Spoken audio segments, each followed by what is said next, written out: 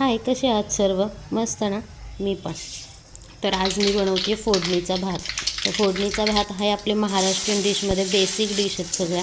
म्हणजे फोडणीचा भात, चहा चपाती, पराठा ह्या सगळ्या बेसिक आहेत. म्हणजे ह्या प्रत्येक घरात बनतात. तर हे माझ्या पद्धतीने मी असा फोडणीचा भात बनवते. हा माझ्या घरात सर्वांना खूप आवडतो.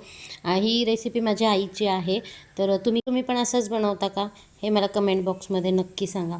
तर नसेल बनवत तर एकदा हा भात पण तुम्ही ट्राय करा. फोडणीचा रात्रीचा शिळा राहिलेला असतो तो खूप छान लागतो चवीला. यामध्ये काय फक्त तेल, जिरे मोहरी, कांदा, टमॅटो, लाल तिखट म्हणजे काळं तिखट वापरले मी याच्यामध्ये. जो आपला काळा मसाला असतो तो वापरला आहे मी याच्यामध्ये. तुम्ही याच्यामध्ये मिरची पावडर पण वापरू शकता. तर मिरची पावडर आणि विकतचा कांदा लसूण मसाला जर वापरत असाल तर तुम्हाला एक्स्ट्रामध्ये गरम मसाला यूज करावा लागेल. नक्की ट्राय करा अशा पद्धतीने. मला तर खूप आवडतो. तुम्ही पण एकदा ट्राय करून बघा, तुम्हालाही आवडेल. आणि व्हिडिओ आवडलाच तर लाईक शेअर सबस्क्राईब करायला विसरू नका. So thank you for watching.